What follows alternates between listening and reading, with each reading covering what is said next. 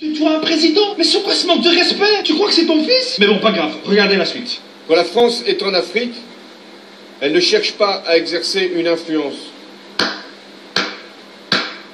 La France ne cherche pas à influencer l'Afrique, mais la monnaie de ces pays, la colonne vertébrale d'un pays, dépend entièrement de la France. Non mais là j'en ai marre, ils se foutent vraiment de notre gueule, ça mec. Elle ne cherche pas à peser sur les choix politiques d'un pays. Quoi? Combien de chefs d'État africains ont été destitués par la France? Et encore moins à capter ses ressources. Non, c'est bon, je me tire, c'est bon. J'ai l'impression que plus c'est gros, plus ça passe. La France, elle est là aujourd'hui uniquement grâce aux ressources de l'Afrique. La France, elle a comme ressource naturelle que le vent et la pluie. Et si la France ne s'intéresse pas à tout ça, qu'est-ce que vous faites à chaque fois en Afrique? Vous savez, à chaque fois qu'un président français va en France, c'est uniquement pour vérifier les stocks et voir si les employés travaillent bien. Aucun pays ne peut prendre son indépendance s'il ne gère pas lui-même sa monnaie. C'est pas possible. Je ne peux pas nourrir ma famille et m'occuper de mes enfants si tu voles à chaque fois dans mon frigo et que tu gères mon argent. Le franc CFA, c'est un système qui est mis en place uniquement pour aider le peuple français. Voilà les amis, c'est ici que s'achève cette vidéo. J'espère qu'elle vous aura plu. C'est l'une des vidéos les plus compliquées que j'ai eu à faire. Donc je compte sur vous pour partager un maximum cette vidéo. Parce qu'aujourd'hui, en 2017, il y a encore de l'esclavage, mais économique cette fois. Donc voilà les amis, je compte sur vous. Et n'oubliez pas, comme dirait ma grand-mère, qui vole à neuf se fera d'excellentes omelettes. Ciao! On oublie seulement une chose, c'est qu'une grande partie de l'argent qui est dans notre porte-monnaie vient précisément de l'exploitation, depuis des siècles, de l'Afrique. Pas uniquement, mais beaucoup viennent de l'exploitation de l'Afrique. Voilà.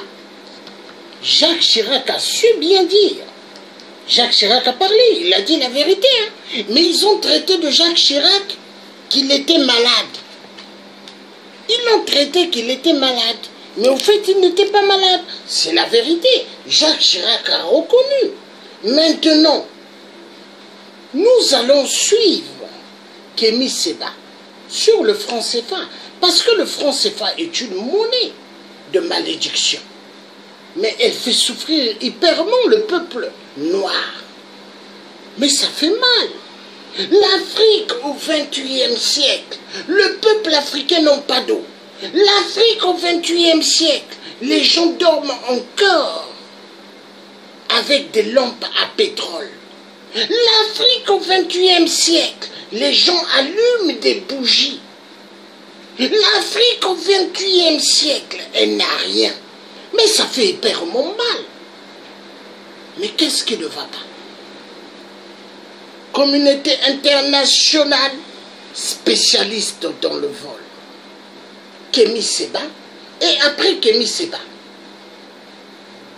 nous allons nous dire au revoir avec une musique que je vais faire contre le franc CFA et contre la communauté internationale du sang.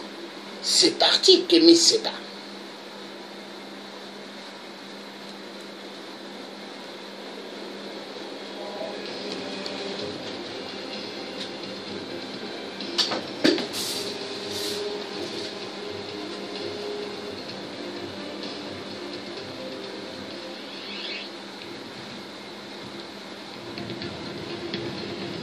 C'est la première fois de l'histoire que j'entends qu'un Africain est expulsé d'Afrique vers la France. Généralement, c'est le contraire. Ce qui s'est passé, c'est que j'organisais depuis un certain nombre de temps des mobilisations, de dénonciation du franc CFA que nous estimons être, à juste titre d'ailleurs, une monnaie coloniale. Le franc CFA est une monnaie qui appartient en grande partie à la Banque de France, qui est battue à Chamaillères en France.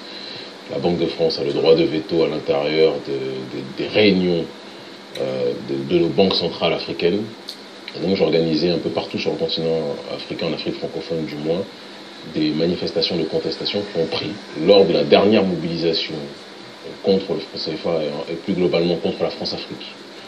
J'ai pris l'initiative, c'était une réflexion que j'avais mûrie depuis un certain nombre de temps, de brûler de manière symbolique un billet de 5000 francs CFA pour rappeler au monde entier que la jeunesse africaine est paupérisée, ostracisée, pillée économiquement et que le franc CFA, s'il n'est pas la seule et unique raison qui sous-tend la situation dans laquelle nous sommes, mais c'est un symbole de notre pillage par l'oligarchie, je précise bien, je ne parle pas de la population française qui elle-même souffre aussi, on le voit dans ce pays, par l'oligarchie française et aussi par nos chefs d'État qui sont pour la plupart du temps, malheureusement, souvent des potentats locaux, pas tous, mais bon nombre d'entre eux.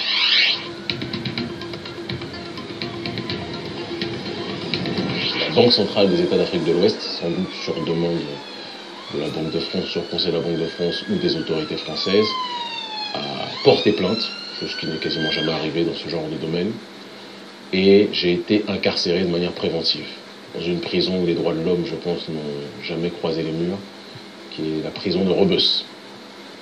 J'y suis resté 5 jours, j'ai été jugé, et par la pression continentale extraordinaire de la jeunesse africaine qui s'est mobilisée, je pense, de manière historique, c'était pas moi qui le dis, c'était la plupart des médias locaux, et grâce à un avocat exceptionnel, le maître Koray Shiba, qui a rappelé que dans les textes de loi, il est dit qu'il est interdit de brûler des billets. Mais légalement, il n'était pas écrit qu'il était interdit de brûler un billet, chose qu'on avait étudiée depuis un certain temps. Eh bien, j'ai été acquitté.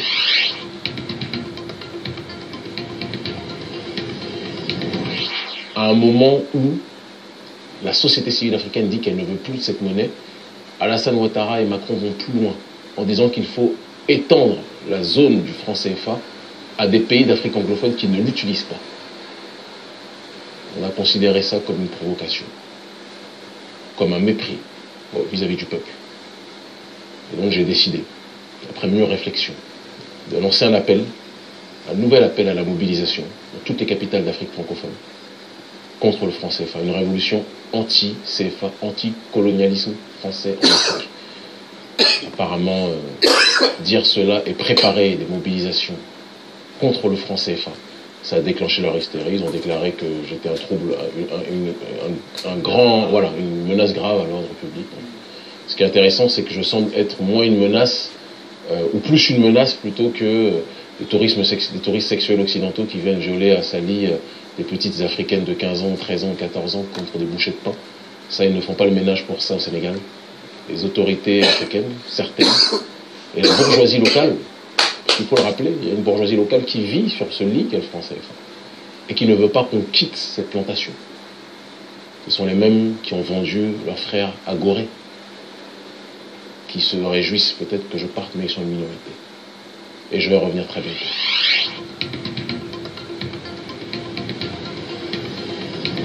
De l'avis des spécialistes, jamais la société civile, les sociétés civiles africaines ne se sont autant mobilisées depuis les indépendances que pour cette question du franc CFA. Je continue en approfondissant cette réflexion en vous rajoutant que c'est la première fois depuis la période des indépendances qu'il y a des mobilisations simultanées, transnationales, en Afrique francophone pour un objectif commun. Ça n'était pas arrivé depuis la période des indépendances. Ce sont des jeunes majoritairement qui se mobilisent. Et tout le monde dit qu'il y a des prémices d'un printemps arabe naissant. La différence, c'est que notre printemps à nous, ou notre automne, vu la saison, ne sera pas sponsorisé par des forces exogènes, par des ONG exogènes, CF, Soros et autres, jamais. Et ça sera une révolution autodéterminée, et ça sera une révolution pacifique. Mon message n'est pas de m'attaquer à des individus. Notre combat est de nous attaquer à un principe qui veut nous asphyxier. Et nous voulons que ce débat ne soit pas un débat de couleur, mais que ce soit un débat de douleur.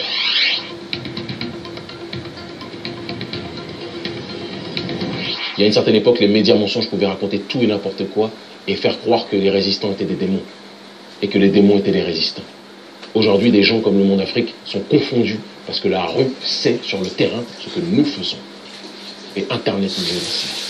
Que personne ne se laisse intoxiquer. C'est pour ça que j'ai accepté, les premiers médias que j'ai accepté, auxquels j'ai accepté de parler aujourd'hui, télé, vidéo, c'était, après un cercle de c'était Russia Today. Et ce n'est pas un hasard pour moi. Parce que Russia Today symbolise une information multipolaire et une possibilité de donner une information qui ne soit pas cloisonnée, qui ne soit pas matrixée, qui ne soit pas remise. Je laisse ça aux DJ du Monde Afrique et de ces autres médias que nous connaissons.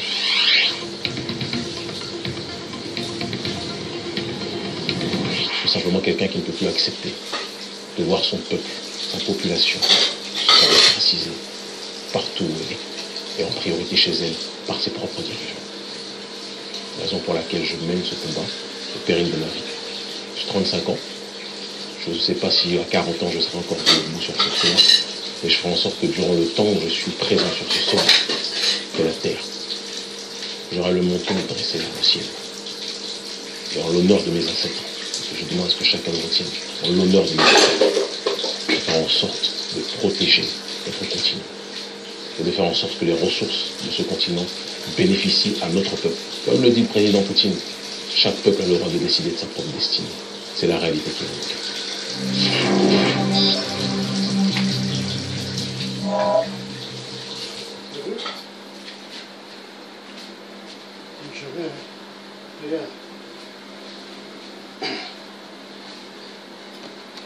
Voilà.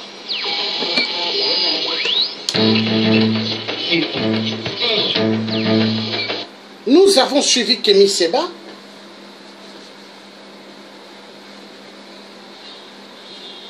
Nous avons suivi le camarade Kémy Séba. Maintenant, nous allons prendre fin à ce direct. Ce direct de la vérité. Ce direct de la vérité.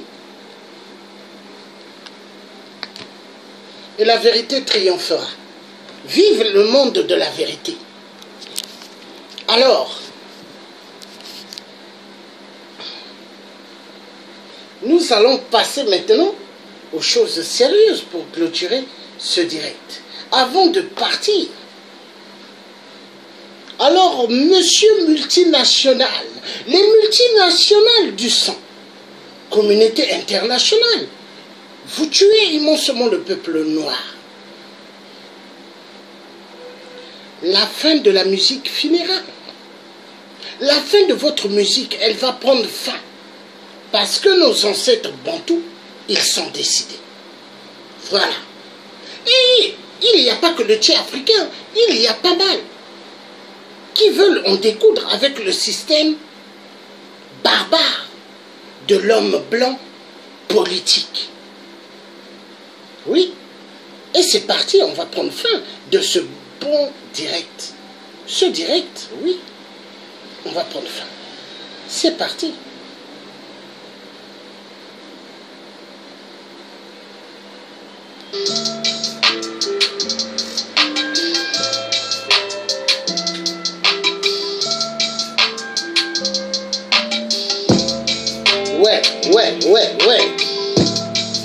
Ouais.